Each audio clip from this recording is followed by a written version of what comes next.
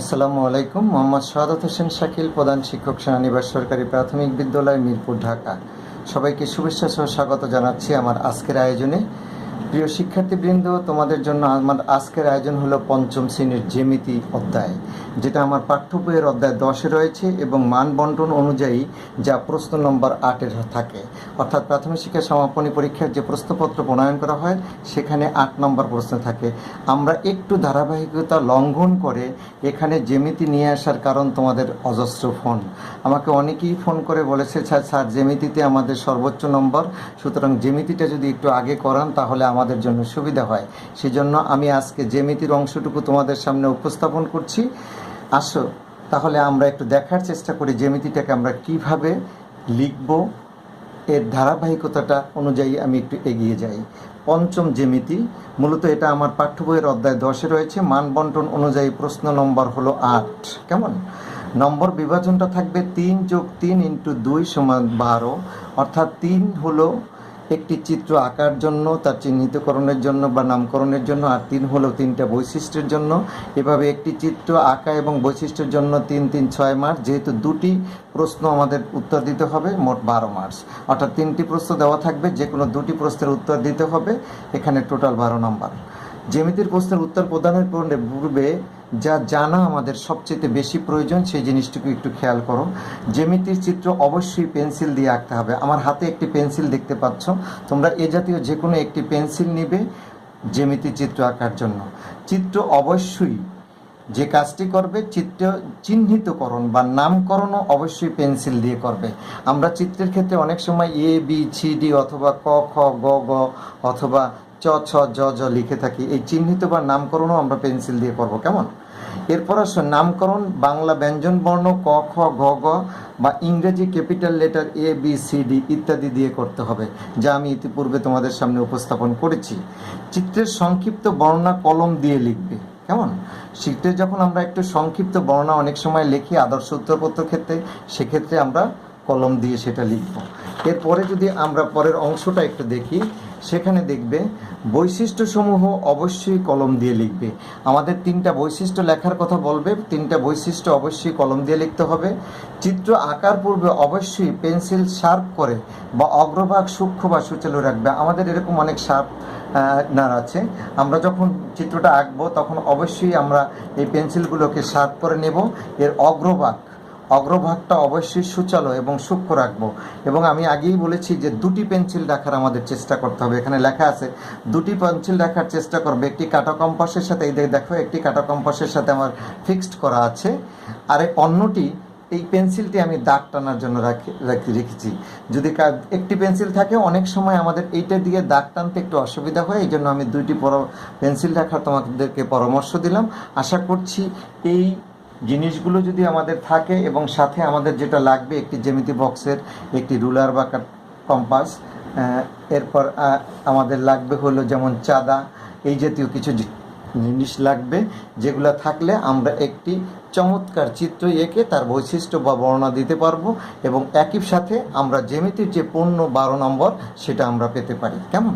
তাহলে চলো আমরা কথা না বাড়িয়ে আমরা দেখার চেষ্টা করি আমাদের নমুনা প্রশ্নটি কেমন হয়। এখানে দেখো তোমাদের জন্য আমি একটি নমুনা প্রশ্ন রেখেছি। এই প্রশ্নটা যদি একটু আমরা ভালোভাবে দেখি, নিশ্চয়ই তোমরা দেখতে পেয়েছো, এখানে লেখা আছে নমুনা প্রশ্ন। কেমন? সেখানে নিচের যে কোনো 2টি প্রশ্নের উত্তর লেখো। ঠিক এভাবে লেখা থাকবে 8 নম্বর দিয়ে। 3 + 3 × 2 × 2, সেখানে মোট 12 নম্বর। ক দিয়ে যেমন লেখা আছে একটি আয়তের ভূমি 5 সেন্টিমিটার ও উচ্চতা 4 সেন্টিমিটার। 1 নম্বরে দেওয়া আছে আয়তটি অঙ্কন করো। 2-এ আছে অঙ্কিত আয়তের 3টি বৈশিষ্ট্য লেখো। আবার খ নম্বর দিয়ে একটি সামান্তরিকের একটি কোণ 60 ডিগ্রি মানে 60 ডিগ্রি এবং সন্নিহিত বাহুর দৈর্ঘ্য যথাক্রমে 5 সেন্টিমিটার ও 3.5 সেন্টিমিটার। সন্নিহিত বাহু কোণটা আমি একটু দেখিয়ে দেবো তোমাদের আঁকার সময়। সামান্তরিকটি অঙ্কন করো। অঙ্কিত সামান্তরিকের 3টি বৈশিষ্ট্য লেখো। কেমন? এটা হলো 2 নম্বর। গ নম্বর প্রশ্নটা হলো একটি বর্গের এক বাহুর দৈর্ঘ্য 5 সেন্টিমিটার, বর্গটি অঙ্কন করো। অঙ্কিত বর্গের 3টি বৈশিষ্ট্য লেখো। এভাবে 3টি প্রশ্ন তোমার পরীক্ষার খাতায় মানে প্রশ্নপত্রে প্রণয়ন করা থাকবে। এর ভিতর থেকে তুমি যে দুটি প্রশ্ন তুমি সবচেয়ে ভালো আঁকতে পারো, বৈশিষ্ট্য ভালো জানো, সেরকম দুটি প্রশ্নের জবাব দিবে। কিন্তু আজকে যেহেতু একটি নমুনা প্রশ্ন আমরা পেয়েছি, এই নমুনা প্রশ্নের আলোকে আমরা একটি নমুনা উত্তরও এখানে তৈরি করার চেষ্টা করব, যেটা তোমাদের সামনে আমি করব। তাহলে আমাদের একেবারেই চিত্র আকার একটি ধারণা সম্পূর্ণ ক্লিয়ার হবে বলে বা কনসেপ্ট ক্লিয়ার হবে বলে আমরা বিশ্বাস করি। তাহলে সেটা কিভাবে আসবে আমরা দেখি। আমরা পরীক্ষার খাতায় 8 নং প্রশ্নের উত্তর লিখে ক লিখব। যদি আমি কয়ের অ্যান্সার করি, লেখার পরে আমাকে কয়ে কি বলেছে, আমাকে বলছে একটি আয়তের ভূমি হলো 5 সেন্টিমিটার এবং উচ্চতা দেওয়া 4 সেন্টিমিটার। তুমি এরকম একটি রুলার বা কম্পাস পাবে, তার এক পাশে লেখা থাকবে ইঞ্চ, ইঞ্চ মানে হলো ইঞ্চি, অপর পাশে লেখা থাকবে সেন্টিমিটার বা সিএম। যে পাশে সেন্টিমিটার আছে আমরা সেই পাশটাকে দিয়ে কাজ করব। কিভাবে? যেমন আমাকে বলে দিয়েছে যে একটি আয়তের ভূমি দেওয়া আছে 5 সেন্টিমিটার, আমি এটাকে সোজা করে ধরব। ধরার পরে এখানে এই শূন্যের ঘরে এখানে একটা ফোঁটা দেবো। খেয়াল করো খুব মনোযোগ দিয়ে, শূন্যের ঘরে একটা ফোঁটা দেবো। যেহেতু আমাদের ভূমি 5 সেন্টিমিটার, আমি এখানে 5-এর ঘরেও কিন্তু একটি ফোঁটা দেবো। কেমন? এই দুইটা ফোঁটা দেওয়ার পরে আমি এখান থেকে এই 0 থেকে 5 পর্যন্ত আমি টেনে দেব। একটু শক্ত করে ধরবে যাতে তোমার এই রুলারটা বা এটা যেন কোনোভাবে নড়ে না যায়। কেমন? তাহলে আমাদের কিন্তু হয়ে গেল। এখানে কত সেন্টিমিটার হলো? 5 সেন্টিমিটার। আমি ইচ্ছা করলে এখানে পেন্সিল দিয়ে তুমি লিখে দিতে পারো 5 সেমি। কেমন? এটা লিখে দিতে পারো। লেখার পরে এখন আমাকে কি করতে হবে? আমরা জানি আয়তের প্রতিটি কোণ সমকোণ, আর যদি একটি সমকোণ আঁকার জন্য বেশ কয়েকটি নিয়ম কিন্তু আমাদের জানা রয়েছে। যারা একটু ভালো তারা কিন্তু কাটা কম্পাস ব্যবহার করেই কিন্তু তোমরা লম্ব বা কোণ অঙ্কন করতে পারো। কিন্তু যারা এই কাটা কম্পাস ব্যবহার করতে পারবে না, বিশেষ করে পঞ্চম শ্রেণীর কচি কোমল শিক্ষার্থীদের নিয়ে আমরা কাজ করি, তারা অনেক সময় এটা ব্যবহারটা করে আমাদের লম্ব বা এখানে সমকোণ অঙ্কন করতে পারে না। তখন আমরা যে কাজটি সবচেয়ে বেশি করে থাকি সেটা হলো, একটা হলো কোণের সাহায্যে আমাদের ত্রিকোণী থাকে, এরকম ত্রিকোণের সাহায্য আঁকা যায়। আর সবচেয়ে বেশি বহুল প্রচলিত যেটা, সেই বিষয়টা আমি একটু তোমাদের সামনে উপস্থাপন করি। যেমন আমি একটি এখানে চাঁদা রেখেছি। এই চাঁদাটার ভিতরে আমাকে 0 মানে 0, 10, 20, 30, 40, 50, 60, 70, 80, 90, 100 এরকম করে লেখা আছে। আমরা 0 থেকে 90 পর্যন্ত এটা হলো আমাদের সমকোণ একটা, এখান থেকে এক পর্যন্ত। এবং চাঁদাটা ঠিক নিচে কিন্তু একটি দাগ টানা আছে যেটা 0 এবং 180 বরাবর।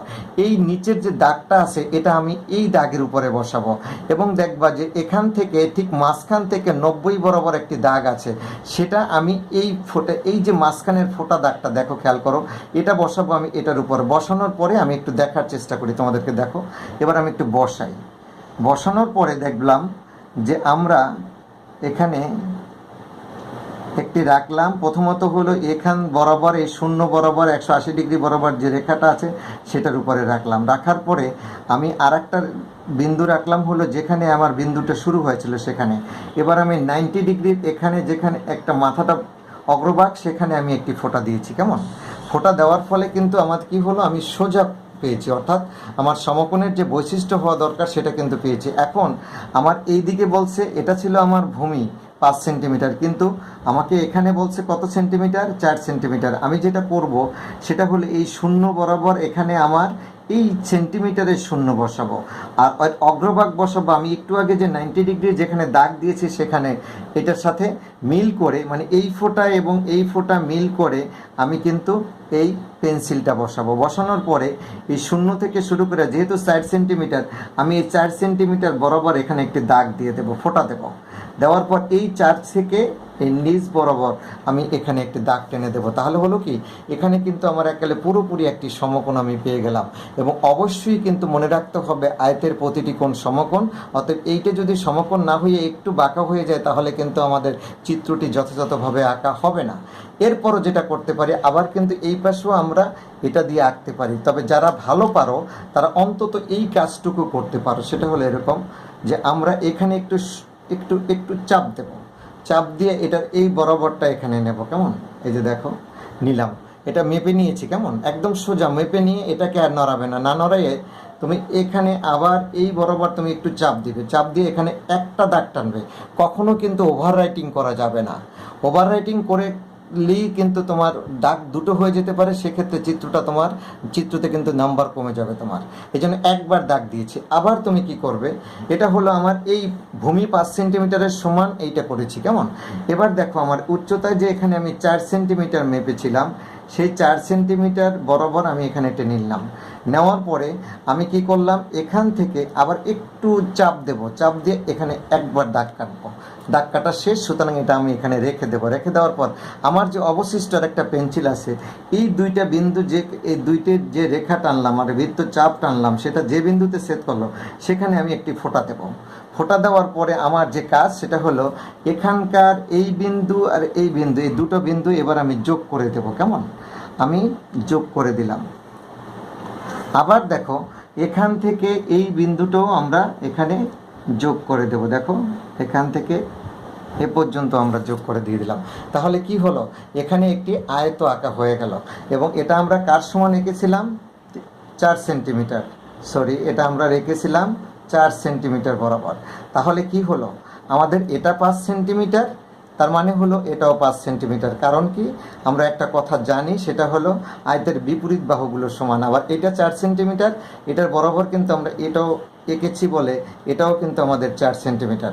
তাহলে কিন্তু আমাদের কি হলো, একটি আয়ত আঁকা হয়ে গেল। এখন আয়তর কি করতে হবে, এখন আমরা তোমাদের আমি একটু বইয়ের সাথে সংযোগ ঘটাই। এটা হলো তোমার পাঠ্য বই, সেই পাঠ্য বইও দেখবা যে তোমাকে এখানে বেশ কিছু, আমরা যদি দশম এখানে চলে যাই, এখানে দেখো তোমার এখানেও কিন্তু আছে আমাদের চিত্র।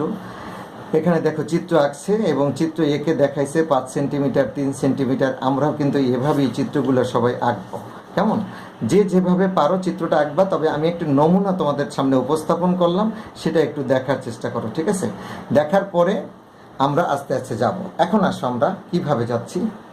এবার আসো আমরা নামকরণটা যেভাবেই তুমি শুরু করো না কেন, আমার যেমন পাঠ্য বইতে যেভাবে আছে, যেমন এখান থেকে শুরু করছে পাঠ্য বইতে, যেমন এটা ক যদি দিই, এটা বলছে খ, এটা গ, এটা ঘ। এটা হলো পাঠ্য বইয়ের একটা দেখালাম আমি। তুমি যদি এভাবে লেখো, এটা ক দিয়ে ক, খ, গ, ঘ, তাও হবে। আমি যে কথাটা তোমাদেরকে নিয়মের সময় বলেছিলাম, তুমি ক, খ, গ, ঘ লিখতে পারবে, আবার তুমি এ বি সি ডিও লিখতে পারবে। কিন্তু যেখান থেকে শুরু করো, তুমি এখান থেকে শুরু করতে পারো, এখান থেকে শুরু করতে পারো, কোনো সমস্যা নেই। কিন্তু ধারাবাহিকতা রক্ষা করতে হবে। কীভাবে? তুমি ক, খ, এই গটা যদি এখানে না লেখা গ যদি এখানে লিখতা, আর এই ঘটা যদি এখানে লিখতা, তাহলে একটু সৌন্দর্য হতো না? তাহলে কিন্তু পড়ার সময় তোমাকে লেখার সময় লিখতে হবে, বা পড়ার সময় লিখতে হবে ক, খ, ঘ, গ, যেটা আমাদের মোটেও কাম্য নয়। আমরা একটা ধারাবাহিকতা বজায় করে যাব, ক, খ, গ, ঘ। তবে আমরা সাধারণত বলে থাকি ক, খ, গ, ঘ, মানে যেভাবে তুমি স্বাচ্ছন্দ্য বোধ করো সেভাবেই তুমি লিখবে, কিন্তু অবশ্যই তোমাকে ধারাবাহিকতা বজায় রাখতে হবে। আমরা পাঠ্য বইটাকে সবসময় অনুসরণ করি, এই জন্য এভাবে লিখেছি ক, খ, গ, ঘ। এটা হলো আমার নামকরণ শেষ হয়ে গেল, কেমন? এখন কথা হলো, স্যার এটার কি আমি কোনো বর্ণনা আঁকবো কিনা বা বর্ণনা লিখবো কিনা? আমি বলবো, যদি তুমি এটার কোনো বর্ণনা না লেখো তাহলেও কিন্তু তুমি পূর্ণ নম্বর পাবে। তবে যেহেতু আমরা একটি আদর্শ উত্তরপত্র তোমার সামনে উপস্থাপন করছি, সুতরাং তুমি এখানে এই কথাটুকু শুধু লিখবে, চিত্রে ক, একটু ফাঁকা ফাঁকা করে, খ, গ, ঘ, একটি আয়ত। ঠিক আছে? একেবারে আমি ফাঁকা ফাঁকা বলার উদ্দেশ্য মানে তুমি তোমার জন্য, কারণ হলো আমি লিখতে পারবো পাশাপাশি, কিন্তু তুমি লিখতে গেলে একটার সাথে একটা লেগে যাবে, এই জন্য বলছি একটু ফাঁকা ফাঁকা। ঠিক আছে? জার, এই জার শব্দটা লিখে তুমি একটি ঢেস দিবে, দিয়ে লিখবে, দেখো তুমি এই খ, গ, এই বাহুটা কার সমান? এই যে খ এবং গ এর বাহুটা সমান ক এবং গ এর সমান, অর্থাৎ ক ঘ এর সমান। এবং এই দুইটা বাহুর দৈর্ঘ্য কত সেন্টিমিটার? 5 সেন্টিমিটার। ঠিক আছে? এবং এবং দেখো এদিকে আছে কি ক খ, এদিকে আছে ক খ সমান, এপাশে কি কি আছে? ঘ ঘ, গ ঘ। এই দুইটা কত সেন্টিমিটার? 4 সেন্টিমিটার। আমি যেভাবে লিখেছি তোমরা ঠিক এভাবেই লেখার চেষ্টা করবে, তাহলে একটি চমৎকার উত্তরপত্র তোমার তৈরি হবে। তবে মনে রাখতে হবে যে কথাটা, সেটা হলো এটা লেখাটা কিন্তু আমাদের জরুরি নয়, এটা লিখতেই হবে এমন কোনো বাধ্য নয়। আমি কিন্তু আবারও বলেছি, এটা শুধুমাত্র আমরা ব্যবহার করছি একটি আদর্শ উত্তরপত্রের জন্য। এরপর তুমি লিখবে বৈশিষ্ট্য। কী লিখব? বৈশিষ্ট্য। এবং বৈশিষ্ট্য যখন তুমি লিখবে তখন দেখো কি করবে, তুমি ক্লোন দিবে। দেওয়ার পরে তুমি এখানে একটি দাগ দিয়ে লিখবে আয়তের। বারবার আয়ত, আমরা অনেক দেখি শিক্ষার্থীরা অনেক সময় বারবার লেখে আয়তের আয়তের। আমরা বারবার না লিখবা, একবারই তুমি লিখবা আয়তের। আয়তের লিখে তুমি কি করবে, একটি ঢেস দিয়ে তুমি 1 নাম্বার দিবে, রোমানও দিতে পারো অথবা 1-2ও দিতে পারো, ঠিক আছে? দিয়ে লিখবা আয়তের বিপরীত বাহুগুলো। দেখো এই বাহুটার বিপরীত বাহু এইটা, এই বাহুগুলো দুইটার কি দৈর্ঘ্য সমান না? আবার এই বাহুর বিপরীত বাহু এই বাহু, তাহলে এই দুইটা বাহুর বিপরীত দৈর্ঘ্য সমান না, যেটা আমরা এখানে দেখিয়েছি। তাহলে প্রথমে লিখব বিপরীত বাহুগুলোর কি হবে, বিপরীত বাহুগুলোর দৈর্ঘ্য সমান। কেমন? একবার লিখলে হবে। তারপর 2 নম্বরে আসো। 2 নম্বরে কি হবে, আমাদের কোণগুলো কিরূপ? এখানে প্রত্যেকটা কি সমকোণ তৈরি হয়েছে না আমাদের? তাহলে লিখবো আমরা কোণগুলো সমকোণ, কোণগুলো সমকোণ। কেমন? এরপর আসো 3 নম্বরে, দেখো কি কি আছে আমাদের। এখানে 1 জোড়া বাহু সমান্তরাল, এখানেও কিন্তু 1 জোড়া বাহু সমান্তরাল। তার মানে এই 1 জোড়া, এই 1 জোড়া, কয় জোড়া? আমরা এখানে লিখতে পারি যে 2 জোড়া বাহু সমান্তরাল, 2 জোড়া বাহু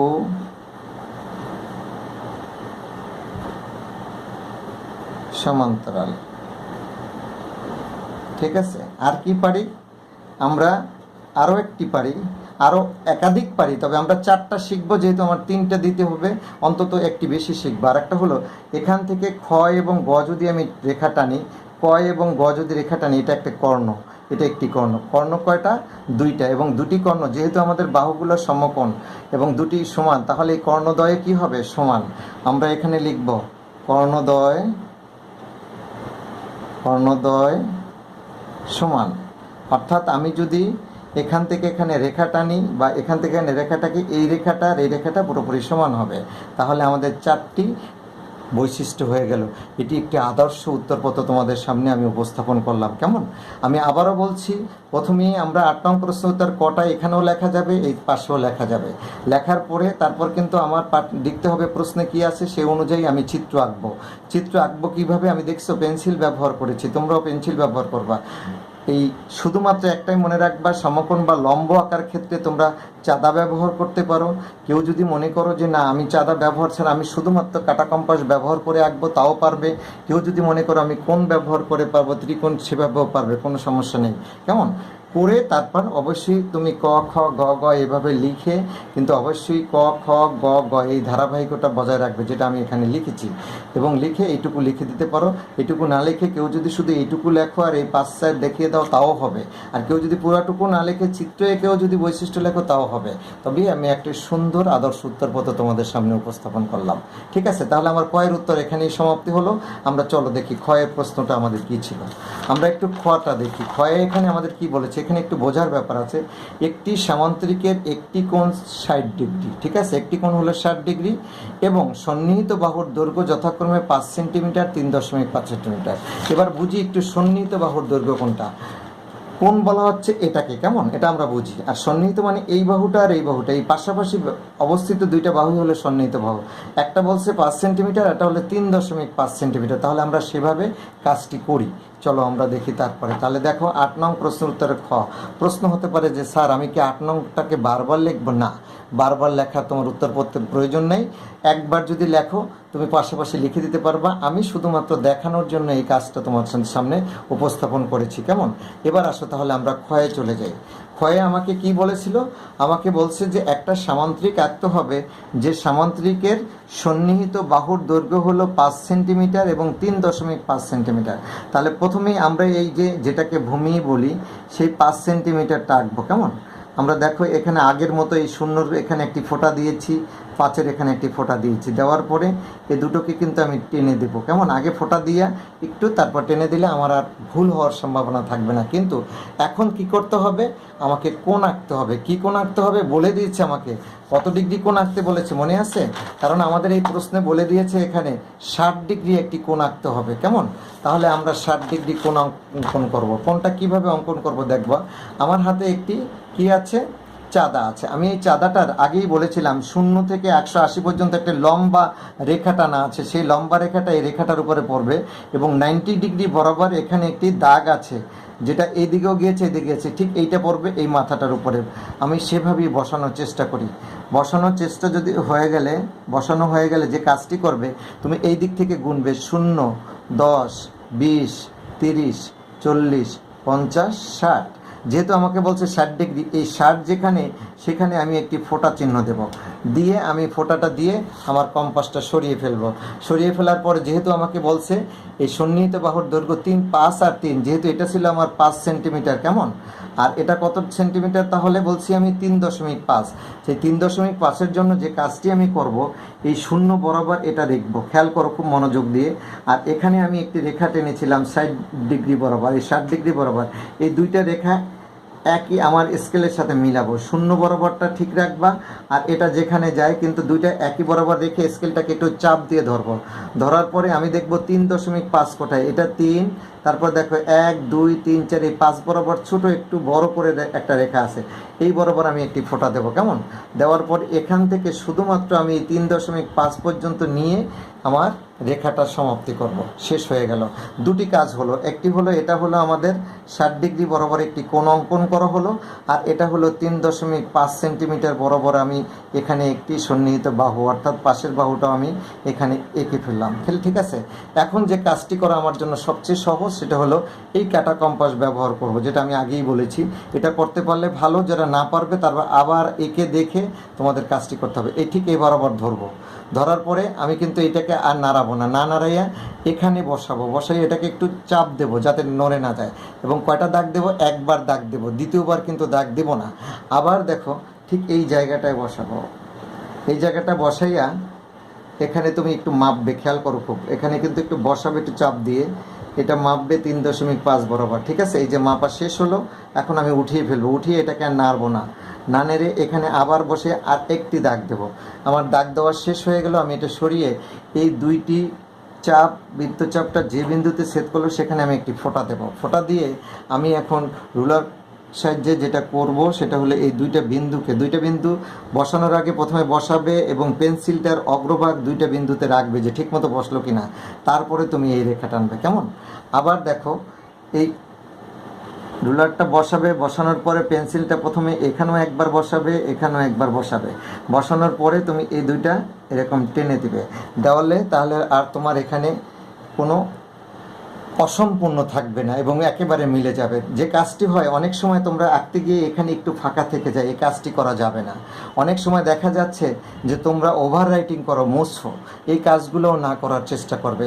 এবং এটা সম্ভব তুমি একাধিকবার চিত্র আঁকো, যত বেশি চিত্র অনুশীলন করবো তত তোমার ফ্রি হ্যান্ডে তুমি এগুলো আঁকতে পারবে, তোমার আঁকতে কোনো প্রকার জড়তা আসবে না। কেমন, তুমি সেভাবে করবে। তাহলে এবার আমরা একটু করি, এবার আমরা এভাবেও করতে পারি, যেমন B, C, D আমি দুভাবে দেখিয়েলাম, ওখানে দেখিয়েছি ক খ গ গ, এখানে ABCD, অর্থাৎ আমি ক খ গ গ ব্যবহার করতে পারবো, আবার ক্যাপিটাল লেটার ABCDও ব্যবহার করতে পারবো। তবে যেহেতু পাঠ্য বইটা আমরা সবসময় অনুসরণ করি, সেখানে ক খ গ গ চ ছ জ ঝ দেওয়া আছে, সেটাই অনুসরণ করাই আমি শ্রেয় মনে করি। ঠিক আছে বিষয়টা, তাহলে আমরা কয়েকটা জিনিস পেলাম। একটা হলো আমার সন্নিহিত বাহু 5 সেন্টিমিটার 3.5 সেন্টিমিটার পেয়েছি, একটা কোণ 60 ডিগ্রি আমরা পেয়ে গেছি।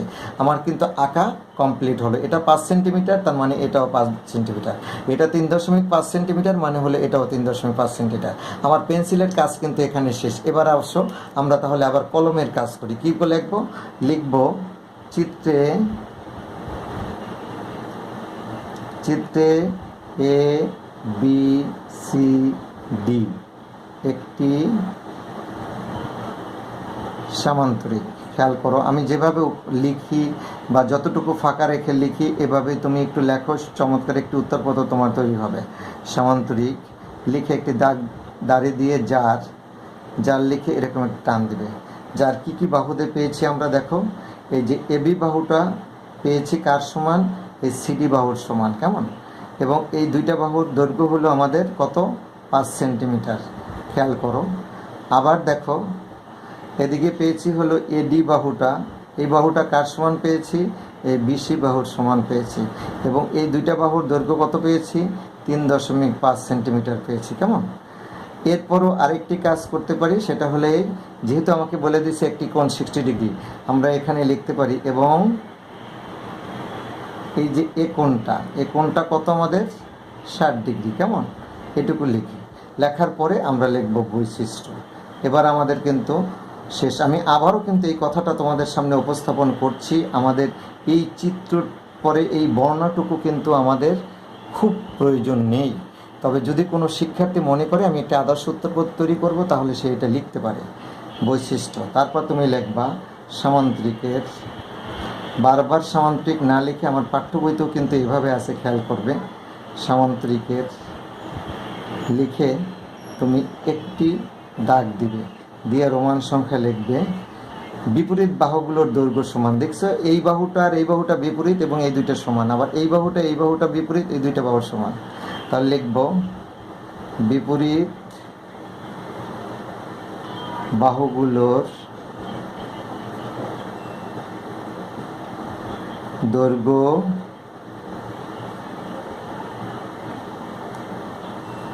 সমান, কেমন? তারপর কি লিখব, তারপর লিখব হলো আমরা আর কি পেয়েছি, বিপরীত কোণ, এই 60 ডিগ্রি এই 60 ডিগ্রি, মানে বিপরীত কোণগুলো সমান। ঠিক আছে, আমরা লিখতে পারি বিপরীত কোণগুলো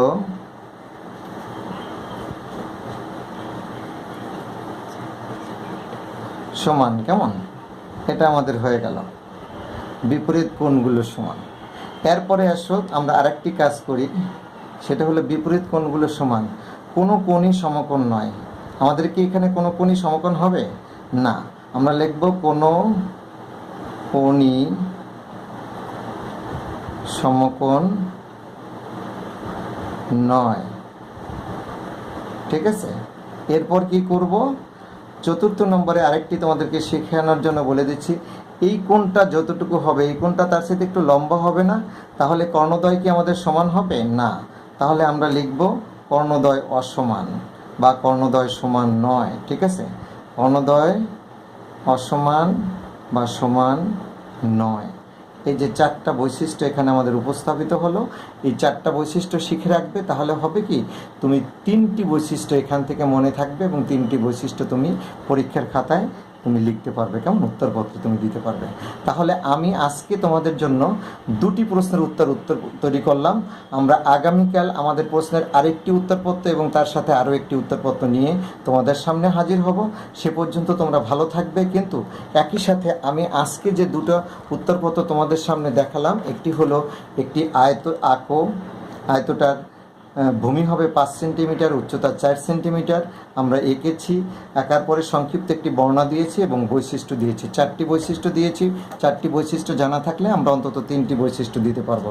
আমি যেভাবে লিখেছি লেখার স্টাইলটা তোমরা সেভাবে রাখার চেষ্টা করবে, তাহলে পরিপূর্ণ অর্থাৎ পূর্ণ নম্বর আমরা পাবো। ঠিক অনুরূপভাবে কিন্তু এখানে একটু ব্যতিক্রম ছিল, আমাদের 2টি বাহু ছিল পাশাপাশি সন্নিহিত বাহু বলেছি, এটাকে 5 সেন্টিমিটার 3.5 মিটার, এবং একটি কোণ আঁকতে বলছে, যেটা আমরা চাঁদার সাহায্যে কোণটি এঁকেছি, সেটা এঁকে একটি সংক্ষিপ্ত বর্ণনা দিয়েছে এবং বৈশিষ্ট্য দিয়েছি এখানেও 4টি। তোমরা যদি এই 2টো চিত্র ভালোভাবে বুঝতে পারো, তাহলে জ্যামিতি সম্পর্কে কিন্তু তোমাদের একটি স্বচ্ছ ধারণা চলে আসবে। আমরা আগামীকাল আরও 2টি চিত্র শিখব। এভাবে আমরা 3টি ক্লাসে জ্যামিতির চিত্রগুলো শিখে তার বৈশিষ্ট্যগুলো শেখার চেষ্টা করব এবং তোমাদেরকে জ্যামিতির একটি স্বচ্ছ ধারণা তোমাদের সামনে উপস্থাপন করব। আশা করছি তোমরা আজকের চিত্র 2টি আজকেই কয়েকবার আঁকবে এবং বৈশিষ্ট্যসমূহ ভালোভাবে শিখবে। কেমন? এভাবে সবগুলো চিত্র আমরা এঁকে একটি ভালো জ্যামিতির উত্তরপত্র আমরা উপস্থাপন করব এই প্রত্যাশা রেখে তোমাদের কাছ থেকে আজকের মতো বিদায় নিচ্ছি। সবাইকে নিরন্তর শুভেচ্ছা।